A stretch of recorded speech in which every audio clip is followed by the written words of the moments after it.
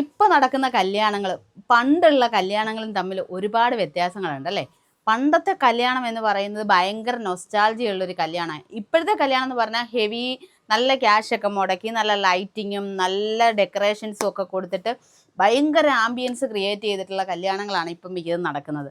പക്ഷെ പഴയ കല്യാണങ്ങൾ എന്ന് പറഞ്ഞു കഴിഞ്ഞാൽ ഇപ്പോഴത്തെ കുട്ടികൾക്ക് ചിന്തിക്കാൻ പോലും പറ്റാത്ത രീതിയിലുള്ളതായിരിക്കും അന്നത്തെ കല്യാണങ്ങൾ. കാരണം എല്ലാം നമ്മുടെ തൊടിയിലൊക്കെ കിട്ടുന്ന നാച്ചുറൽ ആയിട്ടുള്ള സാധനങ്ങളൊക്കെ വെച്ചിട്ട് അലങ്കരിച്ച് പഴയ സിനിമകളൊക്കെ കണ്ടു കഴിഞ്ഞാൽ ഒരുപക്ഷെ നമുക്ക് കിട്ടും ഈ ഒരു കല്യാണ അലങ്കാരങ്ങളൊക്കെ. നമ്മുടെ വാഴ ഒക്കെ വെട്ടി അലങ്കാരമായിട്ട് രണ്ട് സൈഡിൽ വെച്ച് ഓല കൊണ്ട് ആർച്ചുണ്ടാക്കി, ഓല കൊണ്ട് ഷെഡ് ഉണ്ടാക്കി. ഇത് കാരണം അന്ന് പന്തലിടുന്നതിന് വരെ അന്ന് ഓലയായിരുന്നു പന്തലിനൊക്കെ ഉപയോഗിച്ചുകൊണ്ടിരുന്നത്. മുളയുടെ ഇതാണ്. ഇപ്പം എന്ന് പറഞ്ഞാൽ കമ്പി അടിച്ചിട്ടാണ് താത്തുന്നത് അതിൻ്റെ തൂണ്.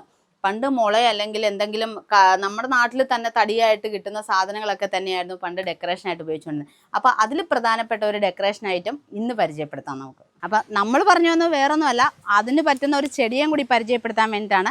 നമ്മൾ കല്യാണ വീടുകളിലൊക്കെ പണ്ട് കാലത്ത് ഉപയോഗിച്ചുകൊണ്ടിരുന്ന പന്തൽ മരം എന്നറിയപ്പെടുന്ന ഒരു ചെടിയുണ്ട്, നമ്മൾ പന്തലിനായിട്ടൊക്കെ ഉപയോഗിച്ചുകൊണ്ടിരുന്നത്. അതിൻ്റെ ഏറ്റവും വലിയൊരു പ്രത്യേകത എന്ന് പറയുന്നത് അതിൻ്റെ കമ്പുകൾ വളരെ ഫ്ലെക്സിബിൾ ആണെന്നുള്ളതാണ്. ഏത് രീതിയിൽ വേണമെങ്കിലും വളച്ച് നമുക്ക് പന്തലിനെ ഡെക്കറേറ്റ് ചെയ്യാൻ പറ്റും. അതായിരുന്നു അതിൻ്റെ ഒരു പ്രത്യേകത എന്ന് പറയുന്നത്. പിന്നെ അതിൻ്റെ ആ ഒരു വളർച്ചാ രീതിയും വളരെ രസകരമാണ്.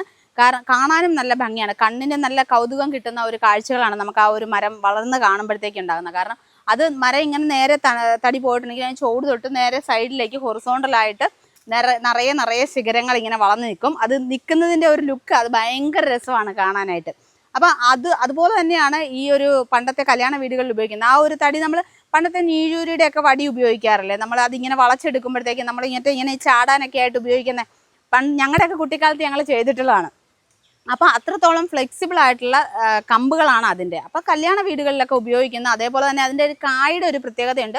അതിൻ്റെ കായ്കൾ finger soap, Malabar finger soap എന്നാണ് അത് അറിയപ്പെടുന്നത്. അതിൻ്റെ കാരണം നമ്മുടെ ഫിംഗറിൻ്റെ ഷേപ്പിലാണ് അതിൻ്റെ കായ ഇരിക്കുന്നത്. അപ്പോൾ അതുകൊണ്ടാണ് അതിനെ മലബാർ ഫിംഗർ സോപ്പ് എന്ന് ഇംഗ്ലീഷിൽ അറിയപ്പെടാനുള്ളൊരു കാരണം. അപ്പം നമ്മൾ പറഞ്ഞു വന്നത് പന്തൽ മരമാണ് പണ്ട് കാലത്ത് പന്തലിനായിട്ട് ഉപയോഗിച്ചുകൊണ്ടിരുന്നത്. ഇപ്പം നമുക്ക് അതിൻ്റെ ഒന്നും ആവശ്യമില്ല, പണ്ട് കാലത്ത് ഉപയോഗിച്ചുകൊണ്ടിരുന്നതാണ്. എങ്കിലും ആ മരത്തെ നിങ്ങളെ ഒന്ന് പരിചയപ്പെടുത്തണം തോന്നി. അപ്പോൾ അതുകൊണ്ടാണ് നമ്മൾ ഈ വീഡിയോ ഇവിടെ ചെയ്തത്.